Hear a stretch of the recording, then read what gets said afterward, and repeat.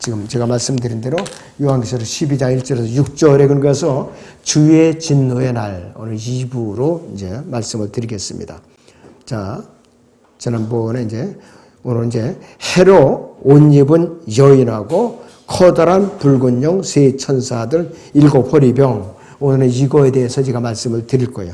첫째는 해로 옷 입은 여인이 있는데 이 여인은 이스라엘의 이름이에요. 동정로 마련한 교회가 아니라 집단적으로 이스라엘을 말하는 겁니다. 우리는 요셉의 꿈에서 11개의 별과 달과 해를 볼 수 있죠. 창세기 30장 9절에서 해로 옷 입은 여인의 발밑에는 달이 있고 머리에는 12개의 별로 된 별관을 쓰고 있는데 이것은 유대인들을 상징하는 것이에요. 그리고 요셉은 12번째 별이었고 이스라엘은 여러 번 구약에서 결혼한 여인에게 비유되지만 교회는 한 순결한 처녀죠. 그래서 이 여인은 아이를 베어서 사는 거로 울부짖는데 교회가 과연 이러한 고통을 겪어본 적이 있는가? 없죠. 우리는 해당이 전혀 없어요. 그리고 바울은 이스라엘에 대해서 말하기를 육신으로는 그리스도께서 그들에게서 나섰으니 이렇게 말씀을 하고 있어요. 이스라엘은 미래를 내다보고 우리에게 한 아이가 태어났고 우리에게 한 아들이 주어졌으니 이렇게 말할 수 있었어요. 왜 그런가? 이스라엘이 심한 고통과 심판을 거친 뒤에 일어날 것이요. 그러니까 큰 환란을 통해서 일어날 일들이라 이거예요. 앞으로 일어날 일들이라 이것이에요. 그래서 이 이스라엘은 산고의 걸갈아서 산에 아이를 낳는데 철장으로 나라들을 했을 거라는데 그냥 이스라엘은 해로 입은 여인은 아이를 낳은 후에 하나님께서 예비하신 장소인 광야로 도망하여 부양을 받는데 1260일 동안 피해서 부양을 받는데 거기가 페트라라고 그랬죠. 페트라 동굴. 네. 자, 그런데 여기서 철장으로 나라들을 다스릴 산의 아이라고 그랬는데 여러 가지로 분분한 설이 있지만 저는 제 개인적으로 예수 그리스도로 봐요. 왜 요한계시록 연대 시간적 순서대로 기록된 것이 아니라고 그랬죠, 지난번에. 그리고 철장으로 나라들을 다스릴 것이라고 그랬어요. 예수 그리스도에는 이럴 만한 인물이 없어요. 그리고 지금은 그 산의 아이가 어떻게 되느냐? 하나님과 그의 보좌 앞으로 들려 올라가더라고 그랬어요. 예수님께서 부활하셨고 40일 동안 사역을 하시다가 승천하셔갖고 하나님의 보좌직 오른편에 좌정하에 계시거든요. 그리고 이따가 재림에서 그 나라들을 지상국 때 통치하실 때 철장으로 다스릴 거예요. 무조건 예수님의 명령에 절대 복종해야 돼요. 불순종하면 그 나라는 어떻게 되는가? 설 수가 없어요. 가뭄지향으로 살 수가 없어요. 스가랴서 14장을 보죠. 16절부터 19절까지 보죠. 예루살렘을 치러 온 모든 민족들 가운데서 남아있는 자도 각기 그 왕 만군의 주께 경배하러 또 장막절을 지키려고 해마다 올라올 것이라. 땅의 모든 족속 중에서 그 왕 만군의 주를 경배하려고 예루살렘에 올라오지 아니하는 자들에게는 비가 내리지 아니하리라. 만일 이집트의 족속이 올라오지 아니하면 비가 없을 것이며 재앙이 있으리니 그 재앙으로 주께서 장막절을 지키려고 올라오지 아니하는 그 이방은 치시리라. 이것이 이집트의 벌이 될 것이요 장막절을 지키려고 올라오지 아니하는 모든 민족들이 벌이 되리라 그랬습니다. 이 진짜 왕국이 세워지면은 예수님께서 철장으로 다시래요. 철권으로 다시래요. 무조건 경배의 대상은 예수 그리스도 한 분뿐이에요. 지금은 로마 교황이 왕의 행세라고 돌아다니죠. 나라마다. 그리고 엄중한 또 경호를 받으면서. 그러니까는 다른 나라의 국왕이나 대통령이나 총독보다 더 높임을 받고 돌아다니고 있어요. 예수님을 흉내내는 사기꾼에 불과하다 이것이에요. 그 다음에는 커다란 붉은 용이 나타나는데 두 번째 나타난 이적은 하늘에 커다란 붉은 용 한 마리가 나타나는데 요한계시록 12장 9절에서 옛뱀 마귀 사탄이라고 부르고 있어요. 옛뱀 마귀 사탄이라고 부르고 있어요.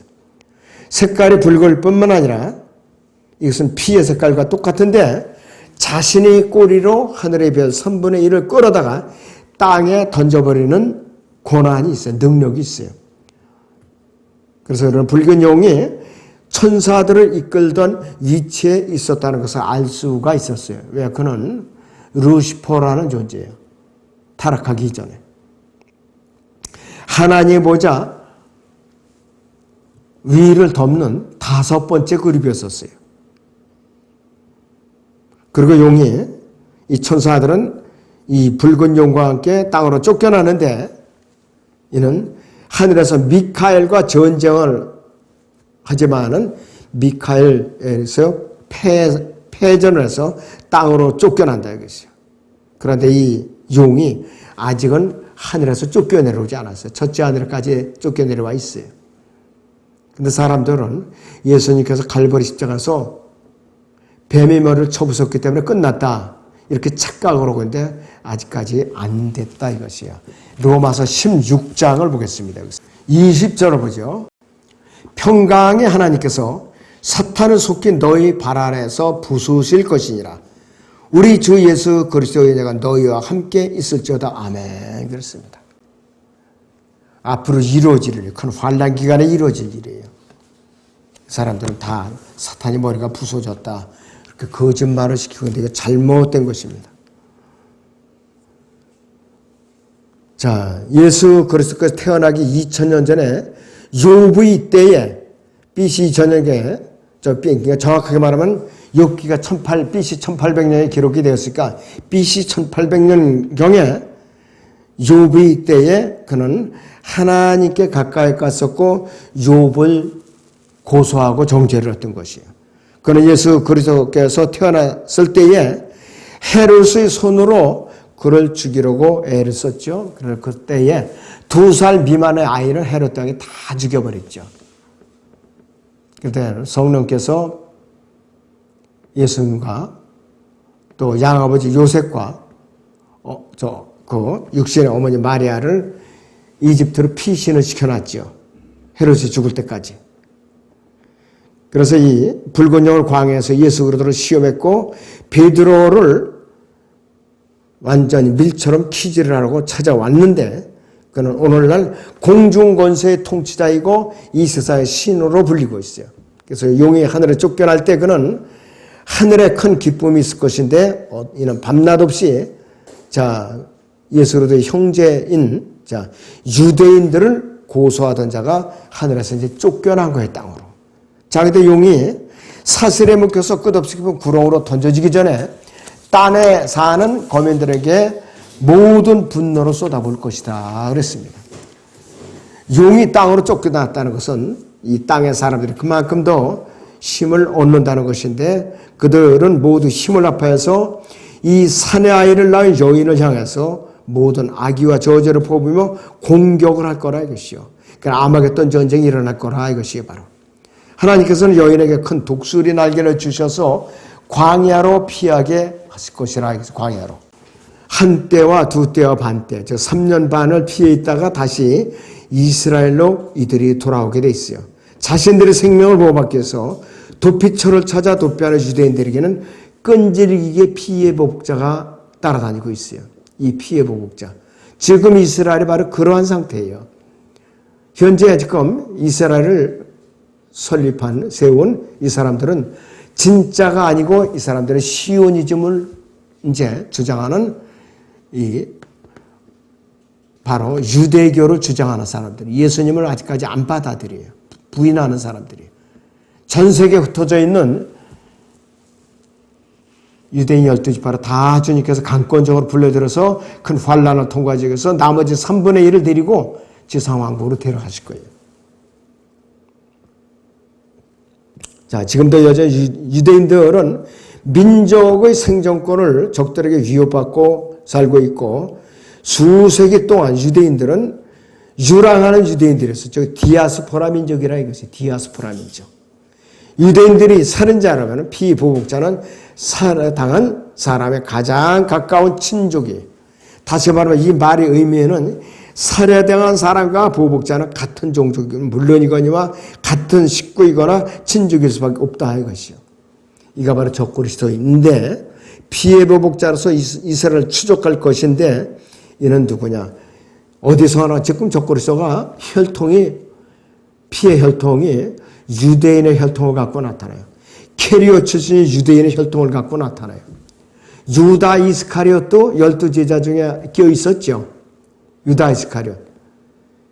이 큰 환란 때문에는 깊은 구렁에서 영으로 갇혀 있다가 지상으로 올라와서 적그리스도의 영의 저 몸에 유다 이스카리ot이 깊은 구렁에서 올라와서 적그리스도의 영으로서 합해지고 그 다음에 셋째 하늘에서는 붉은 영이 혼으로서 세상으로 쫓겨내려서 적그리스도의 몸에 혼으로서 합쳐지는 거예요.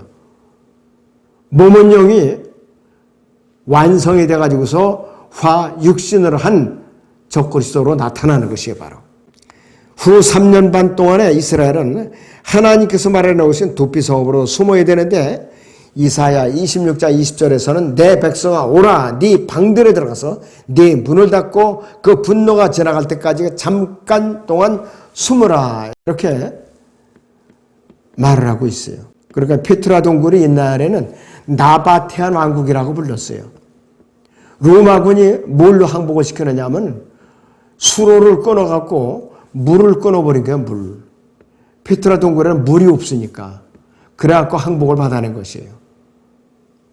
자, 그런데 만나를 공급해 주시잖아요. 광야가 사막이었었죠. 만나에는 적절한 수분이 들어있는 거예요. 수분이. 고단백질에다가 골고루 종합 영양소 세트가 만나예요.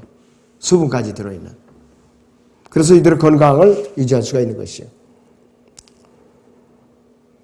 자, 이 피의 보복자인 적그리스도가 유대 민족을 멸망시키려고 애를 쓰는데 바로 예수 그리스도께서 마태복음 24장 15절에서 22절에 말씀하신 바로 그때예요. 24장 15절부터 22절을 봅니다. 그러므로 너희가 선지자 다니엘을 통하여 말씀하신 멸망에 가증한 것이 거룩한 것을 선 것을 보리니 있는 자는 깨달아라. 그때 유대에 있는 자는 자들은 산들로 도망하라. 이게 페트라입니다. 지붕 위에 있는 사람은 집 안에 있는 물건을 가지러 내려가지 말고 들에 있는 사람은 자기 옷을 가지러 돌아가지 말라. 그날들은 아이를 뵌 자들과 절먹이는 자들에게 화 있으리라. 너희는 피난하는 일이 겨울에나 안식일에 일어나지 않도록 기도하라. 이랬습니다. 겨울에 일어나면 피해가 막심하죠. 안식일에 일어나면 이들은 죽었다 깨어나도 어떻게 되느냐. 안식일을 지켜야 되기 때문에 대항할 겨루들. 이번에도요. 이들이 축제일을 맞이해갖고 축제 행사를 벌이다가 습격을 당한 거예요. 이스라엘이. 이는 그때 큰 환란이 있으리니 그와 같은 것은 세상이 시작된 이후로 지금까지 없었으며 결코 없을 것이기 때문이라. 만일 그 날들이 단축되지 아니하면 어떤 육체도 구원받지 못하리라. 그러나 택함 받은 사람들을 위하여 그 날들이 단축될 것이라 그랬습니다. 14만 4천 명의 왕국 복음을 전하죠. 그들까지도 전멸될까 봐 그들을 보호하기 위해서 시간을 단축시켜요. 보통 욥기 42장 중에 38장에서 욥과 대면하시죠. 3개월 내지 4개월 정도 앞당겨서 이 땅에 내려오시는 거예요. 그때 만약 누가 너에게 말하기를 보라 그리스도가 여기 있다 혹은 저기 있다 해도 믿지 말라. 거짓 그리스도들과 거짓 선자들이 일어나서 큰 표적들과 이적들을 보여주고 할 수만 있다면 그 택함 받은 자들도 미혹하리라. 그 택함 받은 자들은 14만 4천 명이에요. 이마에 인맞은 자들도. 그러니까 42개월을 꼬박 채우면은 이들까지도 넘어진다 이거예요. 지금 에돔은 요르단 남쪽이 지역을 말하는데 이스라엘이 40년간 방황하던 그 땅, 그 광야인데 이 에돔은 하나님께서 이스라엘을 위해 마련해 놓으신 도피소업이 있는 것이요. 오늘날 반석, 페트라고 고대 나바테안 왕국 수도였고 거대한 바위에 건설된 도시였는데 에돔은 솔로몬 왕 때의 무역의 중심지였고 자, AD 105년경에는 로마는 이곳을 정복해서 아라비아 페트라라고 불렀어요. 아라비아 페트라. 수로를 망하고서 항복을 받아냈다고 해요. 페트라는 화산의 분화구처럼 산지들 가운데 자리를 잡고 있고 이 3.6m에서 4.2m 너비의 좁은 협곡으로 길이 나 있어요. 그러니까 왕복 2차선이 되게 하자면 힘들죠. 한 번 들어가면 다시 빠져나올 것이 불가능할 만큼 완전히 막혀있는 천의 요새이고 좁은 길 양옆으로 낮게는 60m, 높게는 300m가 넘는 기암절벽이 2마일 3.218km 이렇게 쭉 뻗어 있어요.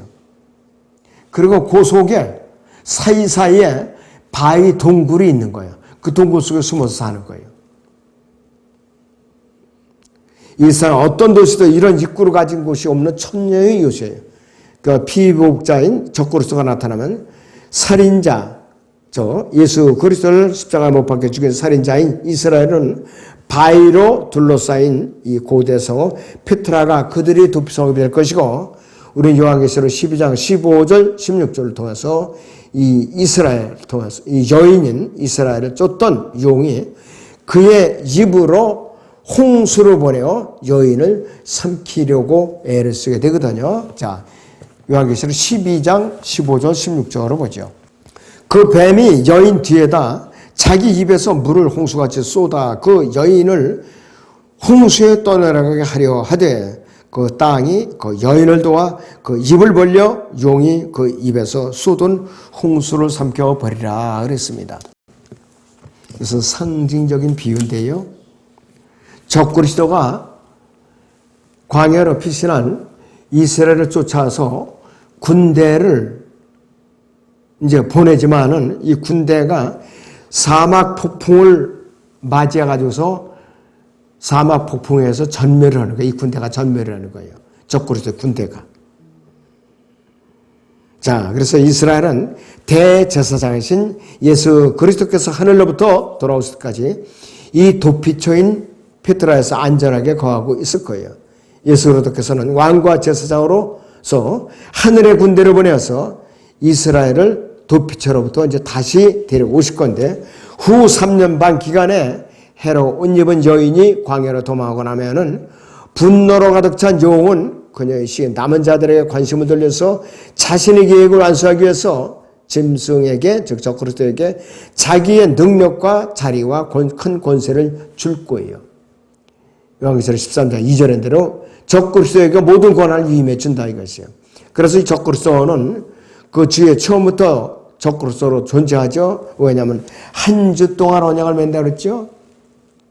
다니엘 9장 27절에서. 자, 그런데 이 한 주의 중간에 일방적으로 유대인들과 맺은 언약을 파기해버려요.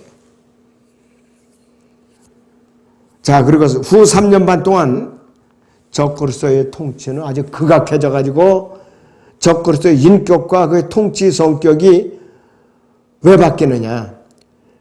자, 붉은 용의 사탄이 땅으로 쫓겨나서 적그리스도의 몸 안으로 들어가기 때문에 더 완악하고 아주 포악해지는 것이에요. 그래서 요한계시록 13장에서는 이 후 3년 반 동안 두 짐승이 나타나요. 두 짐승이. 첫 번째 짐승은 바다에서 올라오죠. 지중해에서 올라오죠. 유럽에서 나타나는 거예요. 그래서 이 짐승은 용이 육신으로 나타난 적그리스도를 예표하는 것이고, 두 번째 짐승은 땅에서 나오는데 거짓 선지자라고 그랬어요. 자, 그리고 이때에 바로 누가 나타나느냐? 세 천사가 하나님께로부터 보내지는 거죠. 첫째는 세 천사들 중에서 첫째 천사는 복음을 전파하는 천사인데, 자, 여기서 이 복음은 하나님의 은혜의 복음도 아니고 왕국 복음도 아니고 천사가 전하보면 영원한 복음이에요. 영원한 복음. 그 영원한 복음은 무엇이냐, 그죠? 구원받으라고 전하는 것도 아니에요. 무엇을 지키라고 전하는 것도 아니에요. 자, 불같은 시련을, 환난을 겪고 있는 모든 사람들에게 기쁜 소식이 틀림없는데, 이거는 뭐냐? 악을 향한 모든 사람들에게 심판을 알리고 또 고난을 겪고 있는 모든 사람들에게는 이 큰 환난이 거의 끝나가고 있으니까 끝까지 인내하면서 잘 견뎌내고 짐승의 표를 받지 말라. 이 바로 의미가 여기서 영원한 복음이에요. 그 의미라 이것이에요. 자, 그 다음에 두 번째 천사는 바빌론의 멸망을 전파하는 것이에요. 바빌론. 하나님의 분노가 완전히 쏟아 부어진 후에 멸망을 당하는데 로마 교황청 바티칸을 말하는 것이 바로 요한계시록 17장을 봅니다. 16절에서 18절까지. 내가 그 짐승에게서 본 열불은 그 창녀를 증오하며 그녀를 패망시키고 벌벗기며 그녀의 살을 먹고 그녀를 불러 태우리라. 이는 하나님께서 자신의 뜻을 이루시려고 그들의 마음을 일치시켜 그들의 왕국을 그 짐승에게 주도록 하셨으니 하나님의 말씀이 이루어질 때까지니라. 네가 본 그 여자는 땅의 왕들을 다스리는 큰 도성이라고 하더라. 로마 교황청 바티칸을 말하는 것이에요. 그런 바티칸이 불태워지고 멸망당하면은 이 적그리스도는 어디로 피신해 오느냐? 예루살렘에 환란 성전으로 피신해 와요. 그러면서 인신제사를 받아먹어요. 요한계시록 6장 9절에 11절인데요. 유대인들은 목을 쳐가지고 피의제사를 받는다 이거예요. 그리고 자신이 앉아서 하나님이라고 이제 흉내를 내는 것이죠. 그것이 데살로니가 후서 2장의 메시지입니다. 그리고 세 번째 천사는 짐승과 그 형사에게 경배한 자들이 받게 되는 무서운 형벌을 선포하는 것이에요. 그들에게 짐승에게 경배를 했다면 하나님의 진노의 포도주로 마시게 될 것인데 불과 유황으로 영원 무궁토록 고통을 받게 될 것이다. 불못에 던져지는 심판을 받는 것이에요.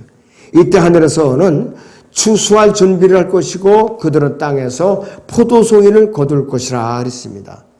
이것이 성경 구절이 어디에 나와 있느냐? 요한계시록 14장 보죠. 17절에서 20절을 보겠습니다, 여러분. 그러자 구름 위에 앉으시니가 그의 낯을 땅에 대어 땅에서 곡식을 거두시더라. 그 후에 또 다른 천사가 하늘에 있는 성전에서 나오는데 그 역시 예리한 낯을 가졌더라. 불을 다스리는 권세를 가진 또 한 천사가 제단에서 나와 예리한 낯을 가진 자에게 큰 소리로 외쳐 말하기를 너희 예리한 낯을 대어 땅에 포도송이를 거두라. 이는 그 포도들이 다 익었음이라고 하더라. 그러므로 그 천사가 낯을 땅에 대어 땅에 포도송이를 거두어서 하나님의 진노의 큰 포도즙 틀에 던져놓으니라. 그 포도즙 틀이 도성 밖에서 짓밟히니 그 틀에서 피가 흘러나와 말고삐까지 닿고 1,600 스타디온까지 퍼지더라 그랬습니다. 1,600 스타디온. 그러니까 어떻게 되냐? 키로수로 한 사람은 322km예요. 자, 그래서 여기서 수확한다는 것은 이방 민족들을 거둬들일 뿐만 아니라 수확은 진노로 쏟아부는 것을 시작해서 아마겟돈 전쟁으로 끝나게 되고 7 호리병 심판으로 후 3년 반 기간에 절정을 이루게 돼. 7 호리병이. 네 번째 7 호리병이 나오는데 첫째 호리병은 요한계시록 16장 1절에서 2절인데 짐승의 표를 받은 자들과 그의 형사에 경배한 자들을 위해 악취가 나는 심한 헌대가 나는 그런 호리병 심판인데, 자, 이것은 모세가 이집트에서 6번째 령은 물집 종기의 재앙과 비슷하지요. 역사적으로 발생한 문자들의 사건이었다면 미래에도 문자적으로 이루어질 예언이라 이것이에요. 호리병 재앙에 대한 문자적인 해석 방법은 요한계시록의 모든 내용을 문자적으로 푸는 열쇠라 이것이에요. 문자적으로 푸는 열쇠. 자, 둘째 호리병이 쏟아지면은 지중해, 즉 바다에 살아있는 모든 혼들이 죽고 둘째 천사가 자리 호리병을 바다에 쏟으니, 지중해에 쏟으니 바다가 죽은 자의 피같이 되어 모든 살아있는 혼들이 바다에서 죽더라. 그러니까 지중해가 저주를 받는 거예요. 자, 그 다음에 여기서 셋째 호리병이 쏟아지면은 강들과 물이 원천들에 쏟아져서 물이 피로 변하고 출애굽기에 나오는 첫 번째 이적의 재현이고 피를 제외하거나 어떤 다른 것도 악인들의 욕구를 충족시킬 수 없다. 이 피를 마시면 죽지요, 결국은. 온전한 피가 아니니까. 자, 넷째 호리병이 심판이 내려지면은 해에 떨어지면은 해가 강한 열기로 사람들을 태워. 해가 너무나도 뜨거워서. 그러니까 화상을 입어요, 사람들이. 이 재앙만이 유일하게 이집트에서 행하지 않았던 재앙인데 사람들은 이 재앙도 다른 재앙들과 마찬가지로 문자적인 것이에요. 그래서 이 재앙에도 사람들은 여전히 회개하지 않고 여전히 하나님의 이름을 모독하는 거예요. 참 아주 타락한 인간의 마음이 아주 즐기기 한이 없죠. 너무나도 독하다 이것이. 이거와 비슷한 내용이 요한계시록 6장에 있죠. 6장 12절에서 17절을 보죠. 또 내가 보니 어린 양이 6째 봉인을 졌을 때 보라 큰 지진이 나며 해가 머리털로 짠 천같이 검어지고 달은 피처럼 되었으며 하늘의 별들이 마치 무화과 나무가 강한 바람에 흔들려 설익은 무화과가 떨어지듯 땅에 떨어지며 하늘은 두루마같이 말려서 쓸려가고 모두 산과 섬도 각기 제자리에서 옮겨졌으니 땅의 왕들과 위대한 자들과 부자들과 대장들과 힘 있는 자들과 모든 종과 모든 자연이 각기 토굴과 산들이 바위 틈에 숨어서 산들과 바위들이 말하기를 우리 위에 떨어져서 보좌에 앉으신 분의 얼굴과 어린 양의 진노에서 우리를 숨기라. 이는 그분의 진노의 큰 날이 임하였으니 누가 감히 설 수 있으리요 하더라 그랬습니다. 혼란이 일어나면은 견뎌낼 수가 있는 사람이 흔하지가 않을 것 같아요. 그러니까 우리가 저나 여러분들이 들림받는 것이 얼마나 큰 축복이에요. 그리스도의 심판에 가서 상급을 받는 건 둘째치고 들림받는 자체가 큰 환난을 피해서 들림받는 자체가 얼마나 큰 축복이냐 이거예요. 요즘도요. 여름에 온도가 45도 이상 올라가면 사람이 못 견뎌요. 6병으로 죽어요. 죽는다 이거예요. 저는 변압기 앞에서 55도, 60도까지는 서 있어 봤어요. 그냥 글씨를 쓰자면 땀이 주르륵 흘러내려요. 그냥 아주 그렇게 차이가 나요. 40도고 55도, 60도고 그렇게 차이가 나더라고요. 근데 내년에는 이 한반도가 더 뜨거워진대요. 자, 그래서 물집 종기 재앙과 비슷하다고 그랬고 역사적으로 일어난 사건이었었고 미래에도 마찬가지로 일어날 것이고 그래서 이 둘째 호리병이 쏟아지면 바다에 있는 모든 혼들이 죽는다고 그랬고 셋째 호리병이 쏟아지면 강들과 물의 원천들이 쏟아졌을 때 물은 피로 변한다. 그러니까는 강의 원천이 큰 물의 원천이 피로 변하는 것이에요. 물을 구하기 힘든 거 이때는. 출애굽기에 나오는 첫 번째 이적이 다시 일어나는 것이 피를 제외하거나 어떤 다른 것도 악인들의 욕구를 충족시킬 수가 없어요. 마시려고 보면 강물이나 바닷물이 다 피로 변하니까. 넷째 호리병이 나면은 넷째 호리병은 해로 떨어지는데 해가 강한 열기로 사람들을 태운다 그래요. 이 재앙만 유일하게 이집트에서 행해지지 않았던 재앙이고 또 사람들은 이 재앙에도 다른 재앙들과 마찬가지로 문자적인 것이고 이 재앙에도 사람들이 여전히 회개하지 않고 하나님 이름을 못 오그래요. 이렇게 태워 죽이는데도. 다섯째 호리병은 짐승의 자리에 쏟아지는데 그 짐승의 자리가 로마 교황청 바티칸이에요. 바로. 여기 쏟아지. 그래서 짐승의 왕국은 흑암에 쌓이고 그들이 고통을 해서 자기 혀를 깨물고 자신들의 고통과 헌대로 인하여 하늘에 계신 하나님을 모독을 하는 것이. 이 재앙에도 이집트에 행해진 9번째 재앙의 재현이고 이 역병은 해의 열기로 그들이 감당할 수 없을 만큼 고통을 받고 난 뒤에야 재앙이라는 것에 이제 이들이 돌이켜서 이제 알게 되는 것이. 하나님께서는 태양을 숨겨버리세요. 그래서 이 역병의 결과 사람들은 고통과 헌대로 인해서 자기 혀를 깨무는데 이래서 호리병 재앙들은 계속 이어지는데 여섯 번째 호리병이 또 나타나요. 여섯 번째 호리병은 큰 강 유프라테스에 떨어지면은 유프라테스 강이 말라버려요. 동방의 왕들은 인도, 중국, 일본의 이 왕들의 길이 예비되어서 군대를 이끌고 이 강을 건너서 아마겟돈으로 모여 들으면은 홍해와 요단강이 열린 이적의 재현이고 이때는 어떻게 되느냐? 바로 이 거짓말하는 영들이 이 군대를 모으는 것이요. 군대를. 자, 이사야 11장 15절 16절을 보면은 주께서 이집트 바다의 방언을 완전히 멸하실 것이요.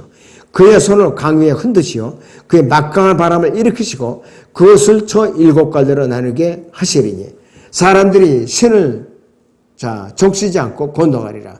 남게 될 그의 백성은 남은 자들을 위해 아시아로부터 대로가 있게 하시리니 이스라엘이 이집트 땅에서 나왔던 그날에 이스라엘에 있었던 것과 같게 하시리라 그랬습니다.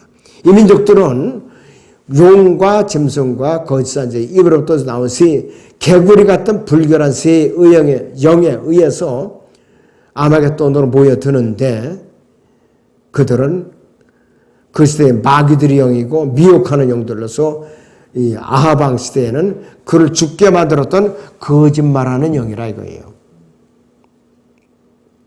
자, 7째 호리병이 쏟아지면요. 하늘의 성전에서 큰 음성의 보호자로부터 나서 말하기를 다 이뤘다고 이제 선포하는 거예요. 다 이뤘다고. 자, 요한계시록 16장 끝부분을 잠깐 보죠. 17절부터 보죠. 7째 천사가 자기의 호리병을 공중에 쏟아부으니 하늘의 성전에서 큰 음성의 보호자로부터 나와 말하기를 다 이뤘다고 하냐. 음성들과 천둥들과 번개들이 있었고 또 큰 지진이 일어나는데 그 지진이 너무나 엄청나서 사람이 땅에 거주한 이래로 그처럼 강력하고 큰 지진은 일찍이 없었더라. 또 그 큰 도성이 세 부분으로 갈라지고 민족들이 성읍들도 붕괴되며 큰 바빌론의 하나님 앞에 기억됐으니 이는 그녀에게 그분의 맹렬한 진노의 포도주 잔을 주기 위함이라. 그러자 모든 섬이 사라지고 산들도 보이지 아니하더라.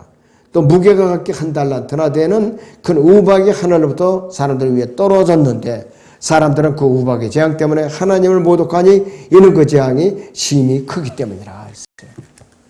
그런데 이 우박의 무게가 한 달란트라고 그랬죠? 자, 한 관 얼마냐? 3.75kg이거든요. 그런데 한 달란트가 3.75kg이에요. 그리고 3,000세겔에 해당되는 것이. 그러니까 축구공만 무게만 하겠죠. 그래서 돌멩이 같이 무거우니까 그것이 가속도가 떨어지면 사람들 머리에 떨어지면 머리가 뭐 박살나는 것도 말할 것도 없죠. 짐승에게 떨어지면 짐승이 큰 부상을 입고 죽고 곡식은 다 말할 것도 없지요. 우박은 하나님께서 주관하시는 전쟁에 쓰이는 도구 중에 하나예요. 여호수아 때 베토론에서 이스라엘 원수들을 무찌를 때 우박 재앙을 내리셨어요. 사람들이 하나님께서는 하늘로부터 도로 보내서 그들을 죽이셨는데 이것이 우박 재앙을 말하는 것이에요. 큰 환난 기간에 아마겟돈 전쟁으로 막을 내리게 되는데 사탄의 삼위일체의 입에서 나오는 마귀의 영들에 의해서 온 땅의 왕들이 거룩한 땅을 차지하기 위해 모이는 것을 볼 수가 있는데 아마겟돈 전쟁 때는 팔레스타인의 중심부에 위치가 있는 무기토골짜기고 구약에서도 큰 전쟁을 많이 치른 곳이 바로 무기토골짜기죠.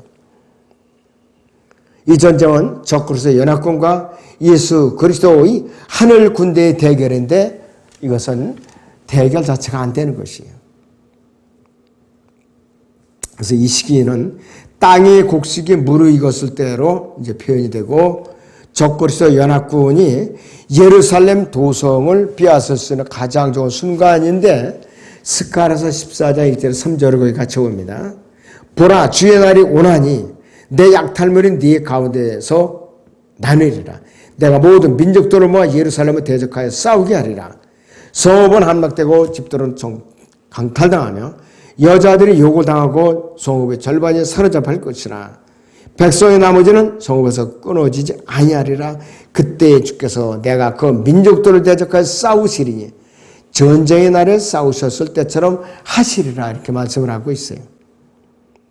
그래서 이 전쟁에 출전하는 광경은 요한계시록 19장 11절에서 21절에 이제 자세하게 기록이 되어 있는데 한번 보죠. 또 내가 하늘이 열린 것을 보니 흰 말이 보이더라. 그 위에 앉으신 분은 신실과 진실이라 불리며 의와 심판하고 싸우시더라. 그의 눈은 불꽃 같고 그의 매는 많은 왕관이 있고 또 한 이름이 기록되어 있는데 그 자신 외에는 아무도 모르며 피에 적신 옷을 입었는데 그 이름은 하나님의 말씀이라고 불리더라 그랬어요. 그 이름은 예수 그리스도 이름이 하나님의 말씀이라고 불리더라고 그랬어요. 또 하늘에 있는 군대들이 희고 정결한 세마포를 입고 흰 말들을 타고 그를 따르더라 그랬어요. 그 입에서는 예리한 칼이 나와서 그것으로 민족들을 칠 것이요 또 철장으로 그들을 다스릴 것이며 그는 전능하신 하나님의 맹렬한 진노의 포도즙 틀을 밟을 것이라. 또 그의 옷과 넓적다리에 이름이 기록되어 있는데 만왕의 왕 또 만주의 주라고 하였더라. 또 내가 보니 하늘에 한 천사에 의해서 서 있는데 해에 서 있는데 그가 큰 음성으로 외쳐 한가운데로 날아가는데 모든 새들에게 말하기를 와서 위대하신 하나님 만찬에다 참여하라 그랬어. 왕들의 살과 최고 대장들의 살과 용사들의 살과 말들과 그 위에 탄 자들의 살과 자유인이나 종이나 모든 큰 자나 작은 자나 할 것 없이 모든 자의 살을 먹으리라고 하니라. 또 내가 보니 그 짐승과 땅의 왕들과 그들의 군대가 그 말탄 분과 그의 군대에 의하여 전쟁하려고 다 함께 모였다라고 그랬습니다. 지상에서의 마지막 전쟁이 하늘의 군대와 사탄의 군대와의 싸움이에요. 엄격하게 말하면은 하나님의 군대 천사들과 그리스도의 거듭난 그리스도인들이라는 군대와 적그리스도의 군대와의 전쟁이에요. 아마겟돈 전쟁이 바로 그 전쟁이라 이것이. 그러나 그 짐승이 잡히고 짐승 앞에서 기적들을 행하던 거짓 선지자도 그와 함께 잡혔으니 그는 짐승과 더불어 그 짐승의 표를 받은 자들과 그 형상에 경배한 자들을 속이던 자라. 이 둘이 유황으로 불타오르는 불못의 산채로 던져지더라. 그리고 그 남은 자들은 말 위에 앉으신 분의 칼, 즉 그의 입에서 나오는 칼로 살해되니 모든 새들이 그들의 살로 배를 채우더라 그랬습니다. 지금 맹독수리 종류의 새들이 아마겟돈 지역에 수백만 마리가 서식을 하고 있대요. 미리미리 준비하고 있는 것이. 예수 그리스도께서는 처음으로 초림 때 예루살렘에 왕으로 입성했을 때는 어린 순하기를 타고 입성을 하셨는데 이때 재림 때에는 흰말을 타고 오시고 그분에는 불꽃 같고 그분의 머리 위에는 많은 왕관들이 있고 피에 적신 옷을 입고 오실 것인데 이 옷에 적셔진 피는 예수 그리스도 자신의 피가 아니라 그분을 대적하는 자들이 피가 흘려진 것이에요. 자, 이사야 63장을 보죠. 여기서 1절부터 4절까지 보죠. 보소라에서 물들인 옷을 입고 에돔에서 오는 이가 누구인가? 그의 의복이 화려하고 그의 능력이 위엄으로 거니는 이가 누구인가? 의로 말하는 난이 구원할 능력이 있는 다로다. 어찌하여 네 의복이 붉으며 네 옷이 포도즙 틀을 밟는 자 같은가? 나는 홀로 포도즙 틀을 밟았고 백성 중에 나와 함께한 자가 아무도 없었도다. 나의 분함으로 그들을 밟고 나의 진노함 속에서 그들을 짓밟으리니 그러면 그들이 피가 내 옷에 튀어서 내가 내 의복을 모두 얼룩지게 할 것이라. 이는 복수의 날이 내 마음속에 있고 내 구속의 해가 오기 때문이라 그랬습니다. 이것이 아까 요한계시록 14장 17절에서 20절의 말씀이에요. 포도즙들을 밟는 것이 바로. 그래서 이사야 선지자는 복수의 날이라고 예언하세요. 복수의 날. 주님께서 자신의 택하신 백성을 적그리스도로부터 구원하러 오시기 때문에 그런 것이에요. 이때 바로 주님께서 분노와 진노로 포도즙 틀을 밟을 때예요. 적그리스도의 연합군이 팔레스타인 전역을 뒤덮게 되어 있다는. 그리고 그때 팔레스타인 전역에 무기또 평화가 여호사밧 골짜기에서 대살육이 있을 것인데 이 전쟁으로 인해서 팔레스타인 남쪽 보스라의 1600 스타디온이 200마일 정도 되고 322km 기병대들이 피로 가득 찰 것이다 그랬어요. 그런데 이 기병대 대장들이 누구인가? 이 유프라테스 강에 갇혀있던 네 천사라 말한다 그랬어요. 요한계시록 16장을 보겠습니다. 여기서 천사들을 이제 불러주는데 이 천사들이 군대 지휘관들을 하는 것이에요. 자, 여기서 12절을 보죠. 16장 12절에 여섯째 천사가 자기 호리병을 큰 강 유프라테에 쏟으니 강물이 말려버려서 동방의 왕들이 입이 됐더라. 또 내가 보니 개구리 같은 더러운 새 영이 용의 입과 짐승의 입과 거짓 선지자의 입에서 나오는데 그랬습니다. 자, 그들은 기적들을 행하는 마귀들의 영들이라. 그들은 이 땅과 온 세상의 왕들에게로 가서 전능하신 하나님의 위대한 날이 전쟁을 위하여 그 왕들을 모으더라 그랬습니다. 자, 그러니까는 이들이 왕들을 모아가지고서 이 아메겟돈으로 완전히 집결을 시키는 것이 아메겟돈으로. 그러니까는 이 참으로 아메겟돈 전쟁은 너무나도 비참한 것이, 이름 말할 수 없이 비참한 전쟁. 자, 그런데 이 사람들이 지금 아메겟돈 전쟁에 대해서 실감을 안 하고 있어요. 앞으로 왜? 눈에 안 보이니까 그래요. 지금 오죽하면은 지금도 이곳에서 인류 종말의 전쟁이 일어날 것이라 예언돼 있음. 이런 팻말에 꽂혀 있대요, 지금. 이런 팻말이. 그리고 나폴레옹도 전쟁을 하기 아주 가장 훌륭한 장소라 이렇게 표현을 했다고 그래요. 그래서 오늘 오후에 요한계시록을 중심으로 해가지고서 주의 진노의 날 2부를 이제 강의 설교를 했는데, 이것이 다른 사람들한테 좀 소개를 해주셔야죠. 그러면 도움이 될 겁니다. 기도하겠습니다.